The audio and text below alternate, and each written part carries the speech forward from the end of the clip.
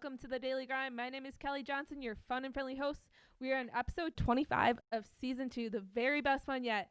I'd like to give a quick shout out to Sarah Toller Photography. Sarah is a one-of-a-kind photographer and is offering a great winter mini session special for our daily grinders out there. 30 minutes, 8 digital photos for $100. If you're located in Waukesha or Platteville, Wisconsin, Galena, or Dubuque, Iowa, or any of the surrounding areas, feel free to reach out to Sarah at sarahtellerphotography@gmail.com. Thank you, Sarah. And here's your Kelly Fast fact of the day. Bamboo is the fastest growing plant in the world, growing up to 35 inches per day. There's your fast fact.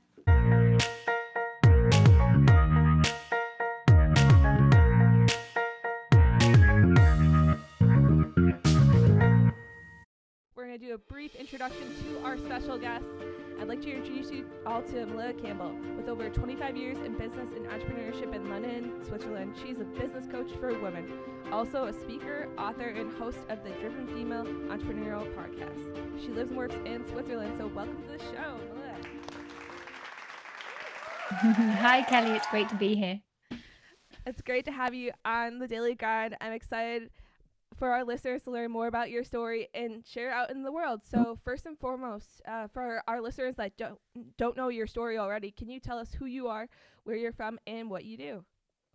Sure. So, hi, and I think you covered a lot of it already in the introduction. I'm Melitta Campbell, originally from the UK, but I've been living and working in Switzerland for the last 16 years. These days, I'm a business coach for women, helping women to build and grow a business that they love, that attracts their ideal clients on a consistent basis and gives them profit as well as time freedom. Because I think that's why we all create our own business, is to have that balance and really to use our talents and bring value to the world in a way that we feel is right for us. So I really help them to build out a program and a business that feels like their own, rather than just taking someone else's template and trying to make it work for them. So as you said, before that, I've been working for more than 25 years in marketing and communications. I worked in large corporate and small businesses for most of my sort of corporate career, if you like, and specializing in marketing communications, and then finally in internal communication, which was really interesting because I think in internal communications, you can push the boundaries a lot more. When you're working with PR and external marketing, people are looking very closely at what you're doing, and this is client facing, so it has to be perfect. Whereas with internal communications, you can experiment a lot more and push your skills, and you also get to see what works because you're working with people around you. So I learned an extraordinary amount from that, and I started coaching and leading, coaching leaders rather in their communications, which was really a fascinating journey too. I built that position up to report directly to the CEO within a private bank here in Switzerland. At the time, it was Europe's largest bank, but not for very much longer with the whole crash and everything, the way everything's been fragmented since. But once I reached that position, I really wanted to use that opportunity to empower and inspire more women. And I never personally felt held back by being a woman when I worked in London, but then moving to Switzerland, it was a very different environment. And I could see that a lot of women did feel held back, or they didn't have the same vision and access to role models that I had in the corporate environment in London. So I wanted to really create that for women. So for 2 years before I went on my own path, I started a women's network, and I really loved being able to bring new role models into the company to help women to develop their voice, develop their, to have a platform that they could speak from, to share their challenges, to share ideas and start coming together. And I learned so much from that. And that's really what I wanted to do when I started my own business, was to continue that work, to continue inspiring and empowering women to develop their voice and their path and really live their dreams and create their dream career or business. But for several reasons I didn't.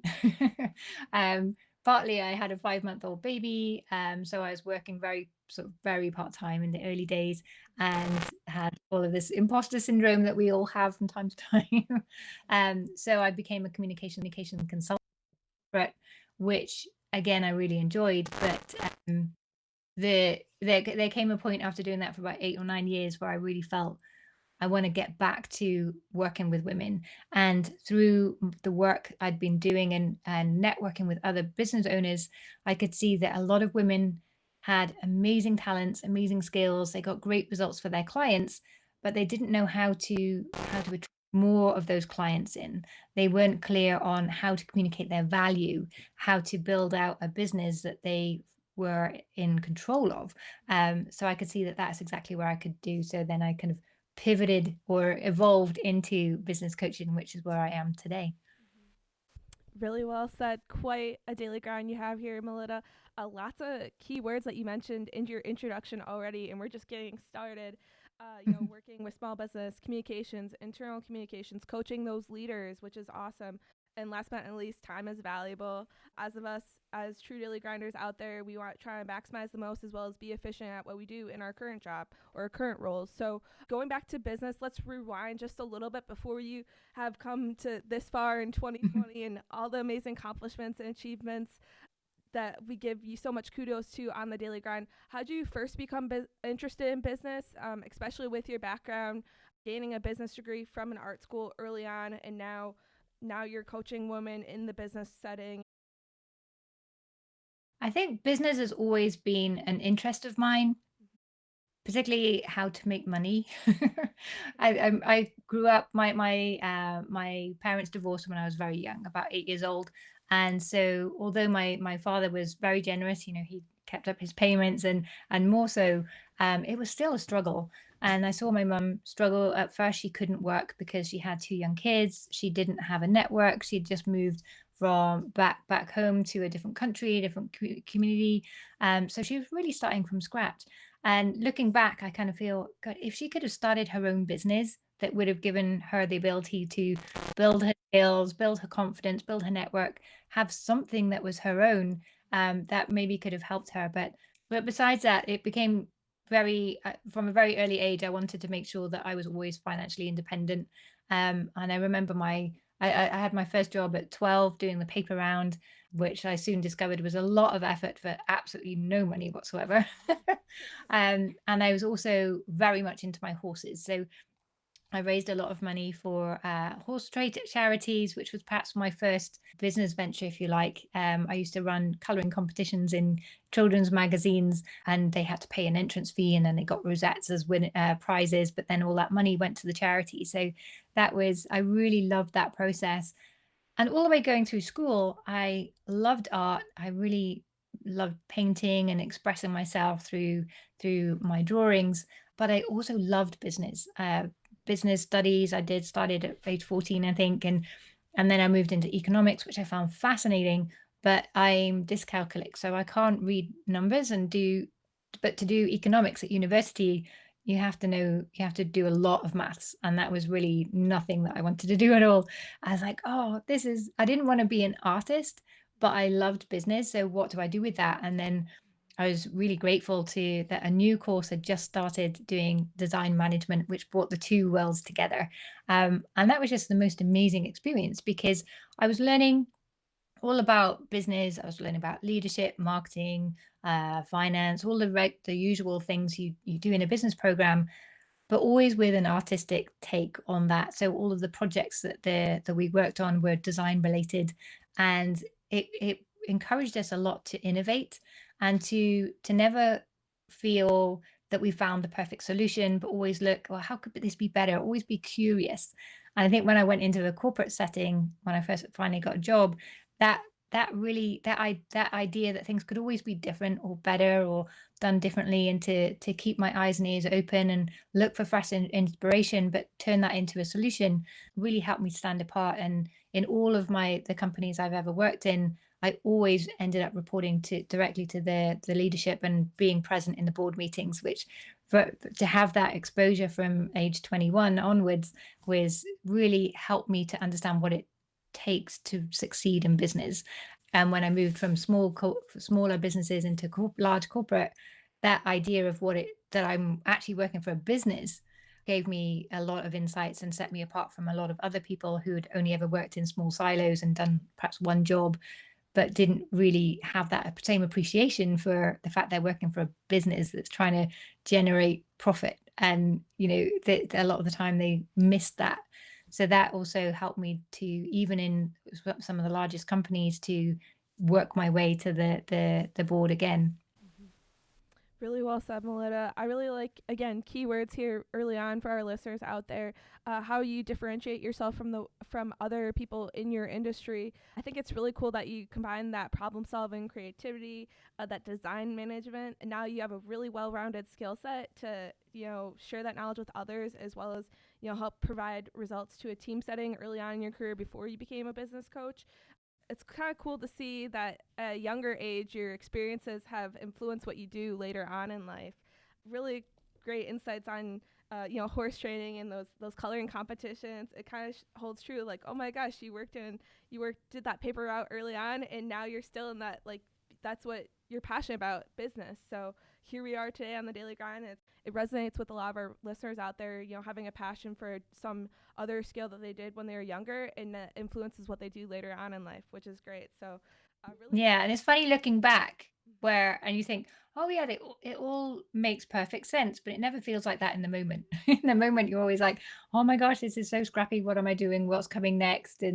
But I think with hindsight, you just have to trust the process.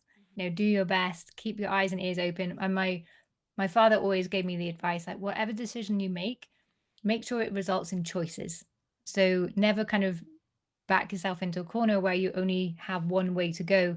And so keeping that in mind, as always learning and growing and choosing the roles as to, okay, which role am I going to grow into is going to help me either continue on my current path or perhaps open up new doors or give me exposure to a new network. And so that really helped as well. So yeah, it didn't always feel completely logical at the time, but looking back, you think, oh yeah, that all made sense. Yeah, definitely. We can connect the dots. Yeah, I just keep on working towards your goals, what you want to do in life, and be passionate. Do something that you're passionate about.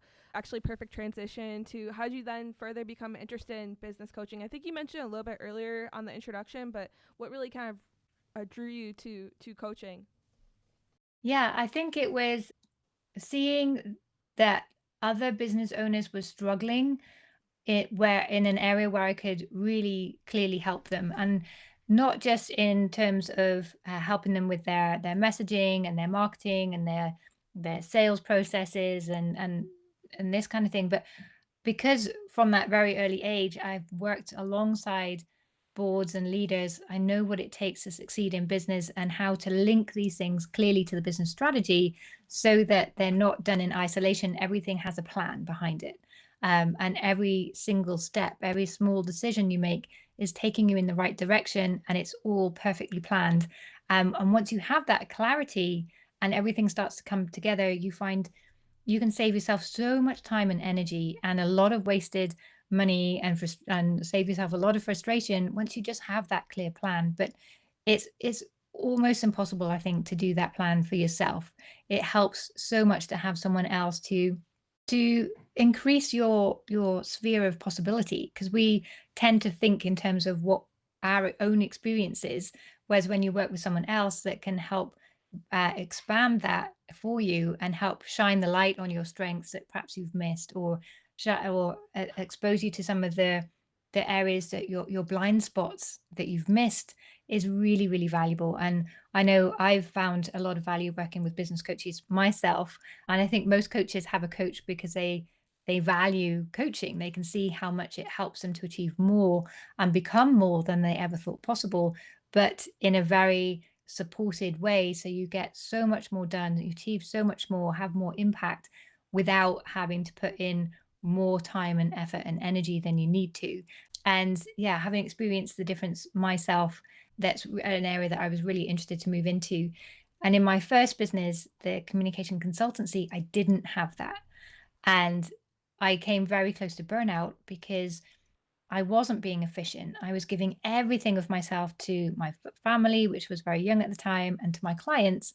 I was working through till 2 o'clock in the morning just to keep up, and then waking up at 5 o'clock in the morning, as well as feeding in the night. And I was just exhausted, and it just didn't work. And I really wish in those days that I knew things like business coaches existed, or that business coaches existed for micro businesses as well as large businesses as well. I mean, I work with both ends of the spectrum, but I have a particular passion for working with women who are in those earlier stages of business to help them get that control.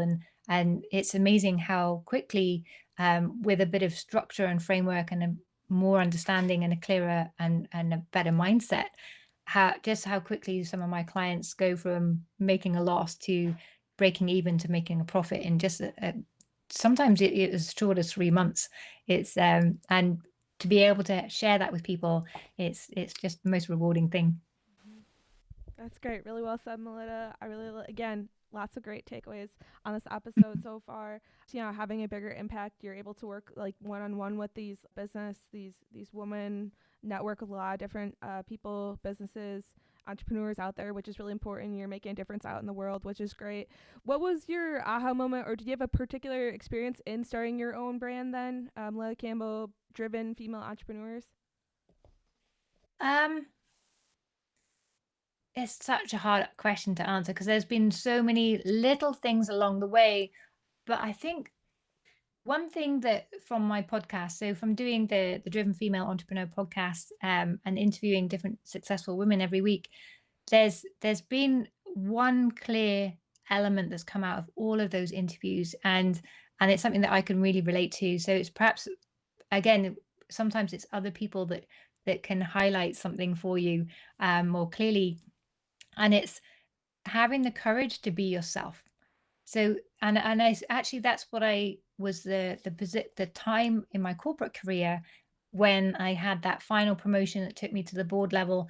It was when I had the courage to live up to my values, to decide this is what my department is achieving, this is what we're all about, this is how we're going to go about it, and we're going to stand up for this, and to start, yeah, really getting behind that vision and making that clear. Then I built my credibility and my personal brand very quickly within the corporate setting and got that promotion. And I think it's the same in business. I didn't have that in my communication consultancy. I lost that message, and I was really a slave to my clients. I'd switched from going from having one boss to having like 30 different bosses with all conflicting agendas and values. And that was really difficult. But as soon as I took control back and decided, well, what is it that I want to create? What is it I want to stand for?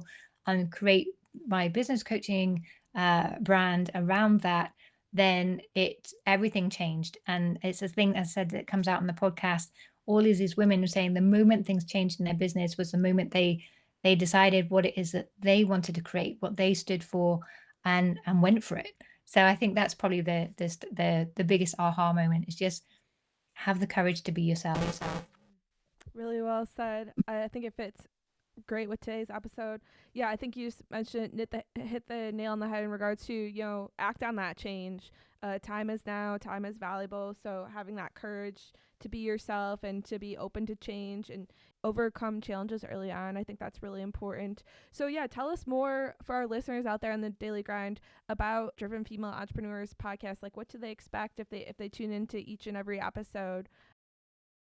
Yeah. So when I had the women's network within corporate that I created, we brought lots of role models into the bank, and I could see how women really related to other women and the lessons that they had shared, and having that conversation really built helped them build a bigger vision and start to achieve more from saying, oh, this is where I'm struggling. How can I overcome this? Or what experiences have other people had?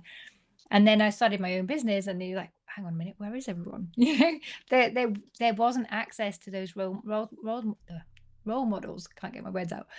So that's what I really wanted to recreate. And it is getting a lot better now with podcasts and YouTube channels. There are a lot more women speaking up and sharing their vision and their business journeys. But I really wanted to to build on that and to bring out, showcase some of the successful women that you perhaps haven't heard of as well, and to showcase. So it's really a double edge to it, that one, it's showcasing female entrepreneurs and helping them with their business message, but also through their journey to help other people. And I've got a lot of women who listen to the show that aren't entrepreneurs, that they have a corporate career, but it's still helping them to build their personal brand and courage and get that line of sight. Because when women have built their own business, they have gone beyond what's possible. Because when we work in a corporate setting, we kind of limit ourselves to what other people feel we can achieve. But when you start your own business, there's no limit to what you could be doing. And we start off with a small vision, and then all of a sudden you realize, oh, well, if I could do that, I could do this. And you start to grow like massively. And to for these women that have gone through that process and achieved amazing things and gone beyond their own, what they thought was possible for them, to share those lessons back and what's enabled that for them, I think is a valuable lesson for all women, but women in business especially. Really well. So we'll put information on where to tune into Melitta Campbell's podcast in the show notes today, as always. But yeah, let's, I guess, maybe rewind just a little bit, or just kind of reflection on what you've done so far. So you left the corporate world a couple of years ago. Looking back at your business experiences and through coaching, do you regret any decisions you made along the way, or have advice for our listeners from your entrepreneurial experience? I mean, there could be moments like with when I started my business, the communication consultancy, and for 8 years, I was, as I said, kind of a slave to my clients and not really being bold and owning my business and what I wanted to create. So, I mean, part of me thinks, well, that could be a regret, but at the same time, I really recognize that, I had a young family. I was living abroad. I had no support network. So to have created anything is already like a big win.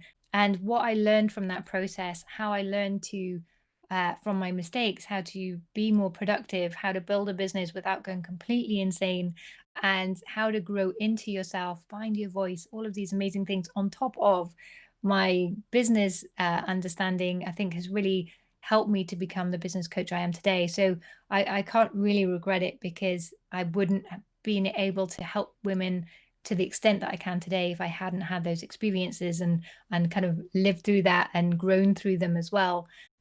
The only regret maybe is that I I could have been bolder all the way through. And that was my word for this year. I always do my planning and come up with a word that's going to guide me that year. And my word for this year was bold. And I thought, well, as I'm being bold, I'm going to share it on social media. So I said, hey, my word for this year is bold. And so many people were like, oh, thank goodness, it's about time. I was like, oh, really? So it's something that felt really like a big stretch for me, was something that lots of people were waiting for. And I was listening to RuPaul recently, and he was saying that it's quite hard to be confident if you haven't learned who you are. And as soon as you discover that and you start showing up as yourself, he said, you'll be amazed how many people were like, oh, there you are, we've been waiting for this.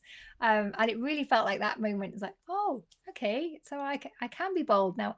I feel under pressure to be, next year's word should be bolder. That's great. Yeah, overcoming those challenges, being bold. Again, lots of great key takeaways for our listeners out here. Melitta, you've also spoken at various events and for various groups. Do you have a favorite speaking event that you have attended, or a message that you've shared over the years? I know this year's kind of crazy too, with a lot of events going virtual, but just again, anything that's recent or in the past. Oh, that's such a tough one to ask, because I've spoken around the world and every event is very different. I really enjoy the Women's International Networking event, because it's a 3 day event and you're all together. So you're there with hundreds of other women who are all there to grow, to support each other, be inspired, and it's quite a magical environment. So the last event this year, it was online, but the year before I was there and I was doing business coaching. I was leading the entrepreneurial panel and I was speaking, and so I was able to give a lot of value, but also create some amazing friendships and connections with so many women that I would never have met otherwise.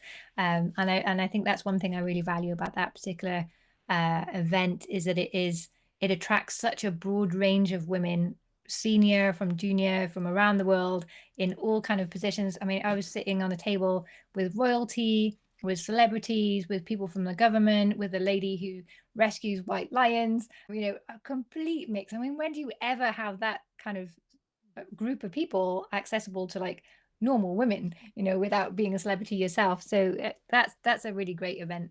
But I love them all, and I love talking on topics around communication, how women can really find their value and put a voice to that, and I actually quite like talking about productivity as well, because I think we're all under so much pressure to achieve such a lot, and we have high standards for ourselves as well. We always say, oh, I want to achieve more and be amazing, but you can't do everything.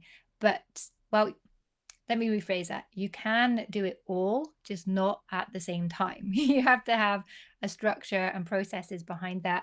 And as I said, I've learned that the hard way. So I'm always happy to help others shortcut that process and just kind of find their path sooner so they can start achieving more for themselves and enjoying that process. Hmm. Really well said, Melo. This is really great. I think that's just one of your many speaking engagements that you've had over the years. For our listeners out there, feel free to check out her website and things that she's done. Follow her on social. We'll obviously mention where to find Melitta Campbell, everything later on in this episode. But more than we're speaking on this short interview here. But Mhm. speaking about helping out others, overall, what best practices do you have for other smart entrepreneurial women out there trying to break into their industry? I think the first step I take with all of my clients, even if they've been in business for several years, I've worked with women who've been in business 15, 20 years, those who are just coming in the for the first time, and the first steps are always the same. It's to really take a big step back and review your values, what are you really passionate about. And you've mentioned that a few times, this idea of being passionate about what you do, but it's so important, because if you're not passionate about what you do, you'll never do your best work. And if you're not doing your best work, then you're not going to get the right results. You're not going to enjoy that process, and you're not going to progress.